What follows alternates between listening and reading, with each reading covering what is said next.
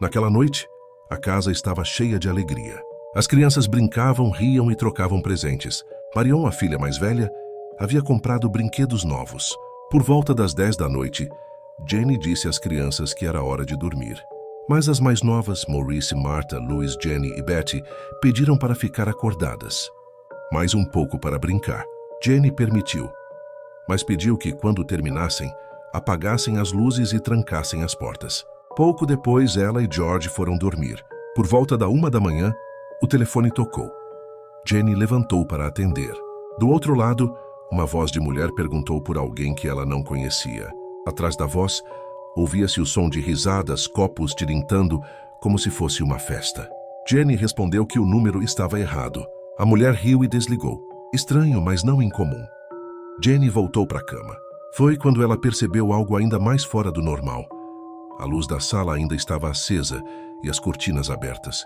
As crianças deveriam ter ido dormir há horas. Ela viu Marion dormindo no sofá, mas os 5 menores não estavam ali. Cansada, apagou as luzes e voltou para o quarto. Minutos depois, algo bateu no telhado. Um som seco, como algo rolando e caindo. Depois, silêncio. Jenny adormeceu, mas logo seria despertada pelo cheiro da fumaça. O fogo começou por volta de 1h30 da madrugada. As chamas já subiam pelas paredes da sala quando Jenny acordou gritando. George pulou da cama e correu para acordar os filhos.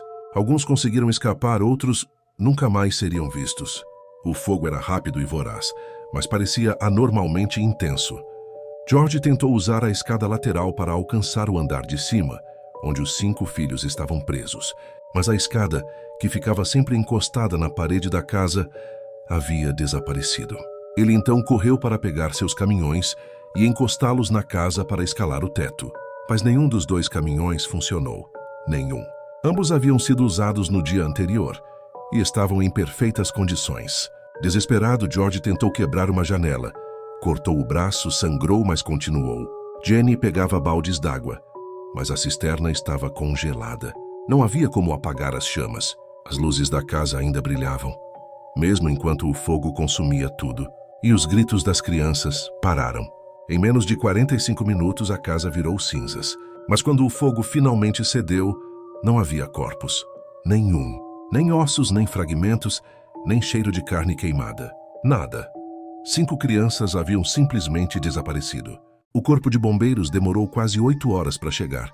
Alegaram falta de pessoal, já que muitos estavam viajando por conta do Natal. Quando chegaram, não encontraram nada além de destroços fumegantes. O chefe dos bombeiros, F.J. Morris, disse que o fogo fora tão intenso que poderia ter cremado completamente os corpos. Mas George e Jenny não aceitaram essa explicação. Eles pesquisaram, falaram com especialistas e descobriram que ossos humanos não desaparecem completamente em um incêndio doméstico, nem mesmo em temperaturas muito mais altas. Sempre sobra algo, mas ali que não havia vestígio algum. Enquanto o tempo passava, as coisas começaram a ficar ainda mais estranhas. Primeiro, descobriram que a linha telefônica da casa havia sido cortada, não queimada. Depois, encontraram a escada desaparecida, a vários metros do local, jogada em um barranco. E dias depois, George achou um objeto verde de borracha no gramado. Parecia uma granada incendiária, o mesmo tipo usado em combates durante a Segunda Guerra Mundial. As perguntas se multiplicavam. Se o fogo foi acidental, por que a escada sumiu? Por que os caminhões falharam? Quem cortou o telefone? E o mais importante, onde estavam as crianças? Nos dias seguintes, a família Soder começou a receber relatos. Um motorista de ônibus contou que vira pessoas jogando algo no telhado da casa naquela noite. Uma mulher afirmou ter visto as crianças em um carro, indo em direção a Charleston, horas após o incêndio. Outra testemunha, em um hotel a 80 quilômetros dali, disse ter visto 5 crianças acompanhadas por 2 homens e 2 mulheres italianas, que pareciam estar fugindo. Mas nada foi comprovado. A polícia ignorou boa parte das pistas. O caso foi encerrado como acidente, mas George e Jenny nunca acreditaram nisso. Com o tempo, a dor virou obsessão. Eles começaram a investigar por conta própria. Contrataram detetives particulares, percorreram o país, seguiram pistas. Alguns anos depois, Jenny recebeu uma carta estranha, sem remetente. Dentro, uma foto de um jovem adulto. Atrás, uma inscrição. Louis Soder. Amo meu irmão Frank, estava 32 ou 35. O rosto na foto lembrava incrivelmente o de Louis, um dos meninos desaparecidos. George e Jenny ficaram convencidos de que era ele. Mas quando tentaram rastrear o endereço de onde a carta viera, o remetente havia sumido. Os anos se transformaram em décadas. George e Jenny construíram um memorial no lugar onde a casa ficava. Nunca reconstruíram a residência.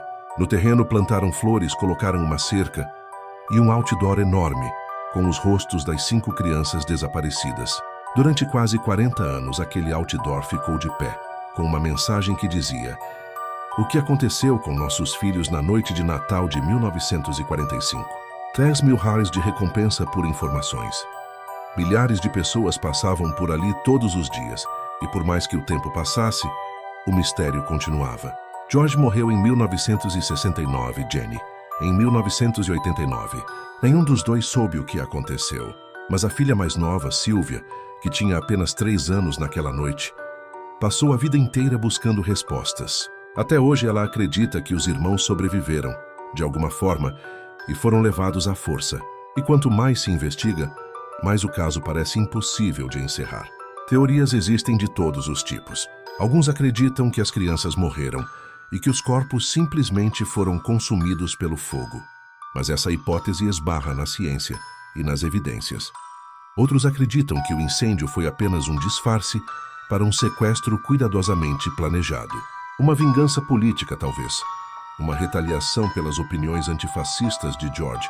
Ou até uma trama ligada à máfia italo-americana da época. Há quem diga que as crianças foram levadas para a Itália. Outros juram que elas cresceram com novas identidades em outro estado. Nenhuma dessas versões foi comprovada, mas todas têm algo de possível. Porque no fim, uma coisa é certa: corpos não desaparecem assim. Mas o que torna esse caso ainda mais assustador é o sentimento de que algo ou alguém queria garantir que os Soder jamais descobrissem a verdade. A escada movida, os caminhões sabotados, o telefone cortado, as testemunhas ignoradas, as autoridades apressadas em encerrar o caso. Cada detalhe parece calculado para impedir qualquer chance de resgate. E mesmo com todas as provas contraditórias, a polícia manteve a versão oficial: acidente elétrico.